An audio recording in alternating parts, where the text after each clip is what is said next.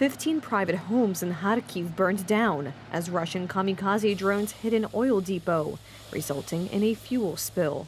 The number of injured rose to 57, the mayor of Kharkiv reported.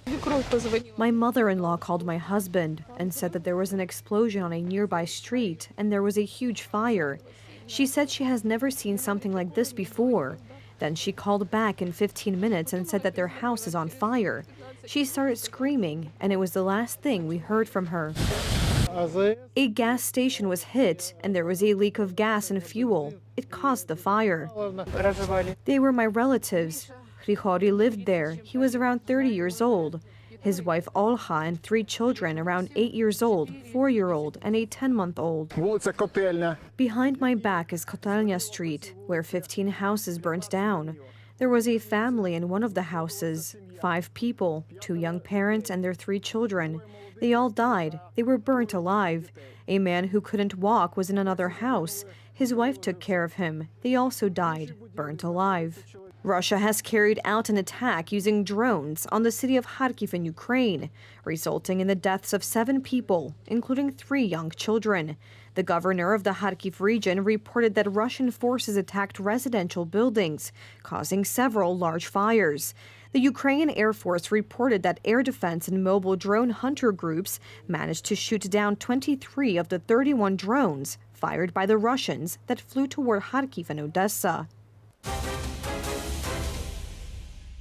This was the first in a series of mass deportations of Poles deep into the Soviet Union, organized by the NKVD.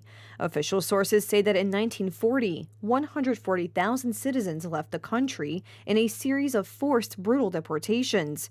Unofficially, it is said that the Soviets deported up to 1.5 million Poles. Many of them never returned. Today is the 84th anniversary of the series of tragic events. They took Polish people literally as they stood. They gave an hour to pack the most necessary things for a multi-day journey, and then, held at gunpoint, they herded them into cattle cars. In conditions that were abusive to human dignity, they set off on the longest journey of their lives, often in a one-way trip. These deportations took place on the basis of certain typifications. The local representatives of the Soviet authorities, they would get information about who was important here, who was wealthier than others, and these people were put on special lists, on the basis of which the NKVD carried out the deportations.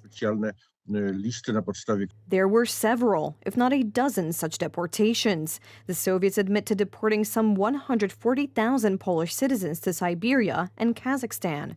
But these are only official estimates.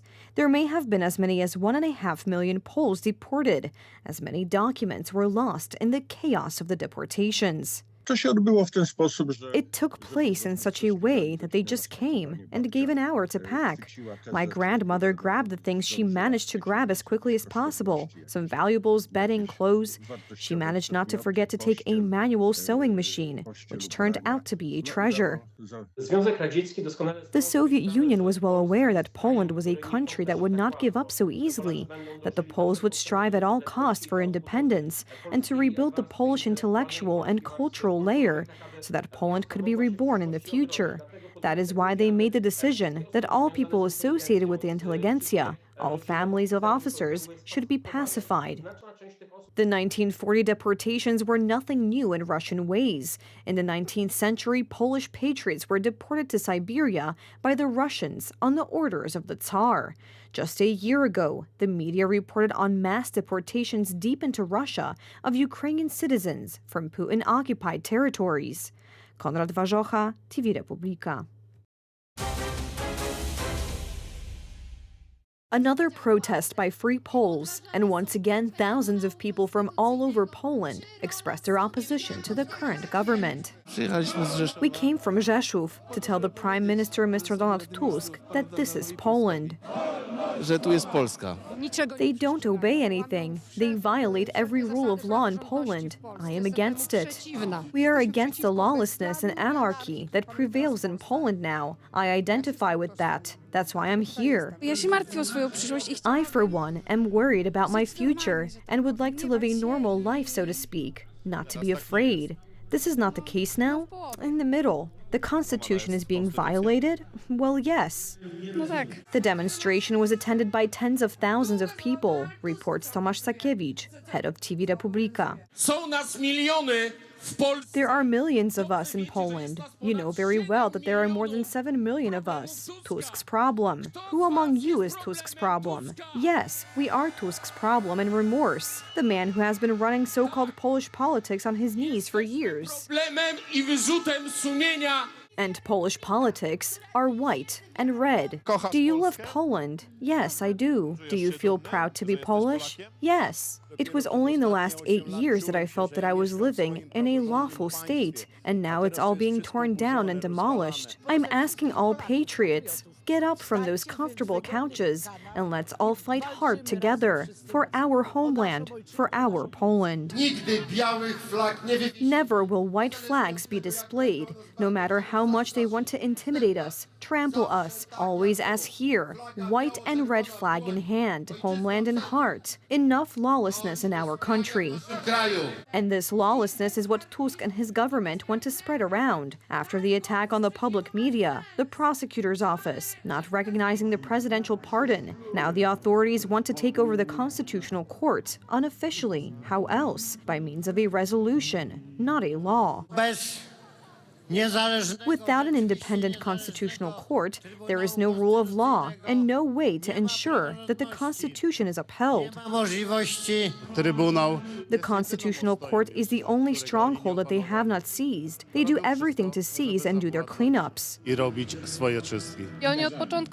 They have been preparing from the beginning so as to degrade the Constitutional Court, which has long been called Julia Przyłębska's tribunal, not a Polish tribunal, a constitutional tribunal. How important is it to defend this institution? This is the very being of our country, the rule of law, although they are trying to bring it down. Young people who are not all the same also disagree with this. The Constitutional Court is needed to watch over the Constitution, and we see that some in this government are bothered by this Constitution.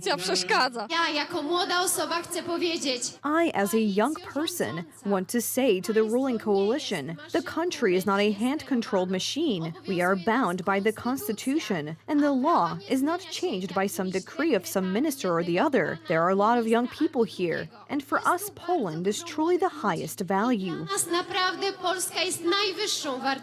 All generations have participated in the demonstration because everyone wants to have an impact on what happens in the country, contrary to what Minister Barbara Nowacka claims. You have to talk to young people because they are the ones who will change Poland, because it will be their Poland, not the Poland of frustrated pensioners who lost the elections.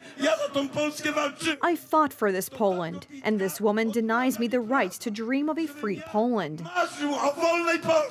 About free Poland where there is free media.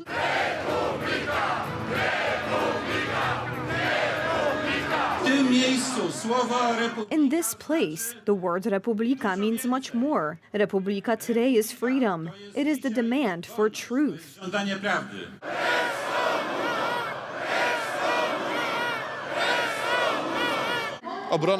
Defense of the Constitutional Court does not stop. Perhaps the most important, crucial days are ahead. Today, Donald Tusk heard loud and clear that the Poles do not agree with his unlawful actions and the Constitutional Court case. They will not let go. Adrian Borecki, TV Republika. Today marked the beginning of the Chinese New Year. The Chinese traditionally use a lunar calendar, which causes them to celebrate the New Year several weeks later than Europeans. Each year receives one of 12 patron saints. Among them are various animals important to that region. Thus, the year 2024 will be marked by the dragon. This mythical animal, identified with imperial power, is said to symbolize honor, nobility, and power. The Chinese New Year is also a celebration of spring.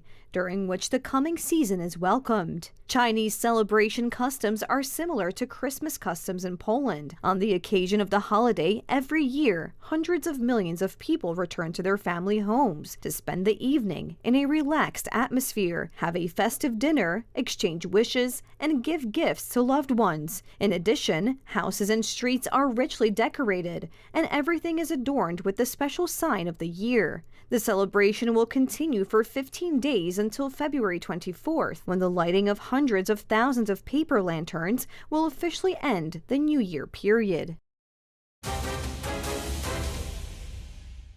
A four-man crew, including Turkey's first astronaut, returned to Earth on Friday, February 9th, after a 2-week visit on board the International Space Station, in the latest such mission arranged entirely at commercial expense by Texas-based startup company Axiom Space. The spacecraft carrying the Axiom Mission 3 crew landed at sea near Florida and was then dragged to a recovery vessel, where the team were assisted out of the capsule. The multinational team was led by Michael Lopez Alegria, 65, a Spanish-born retired NASA astronaut, an Axiom executive making his 6th flight to the space station. He also commanded Axiom's debut mission, the first all-private voyage to the International Space Station in April 2022. His second in command for AX-3 was Italian Air Force Colonel Walter Villadei, 49. Others on the team included Swedish aviator Marcus Want, 43, representing the European Space Agency, and Alper Gizerafci, 44, a Turkish Air Force veteran and fighter pilot, making his nation's first human spaceflight.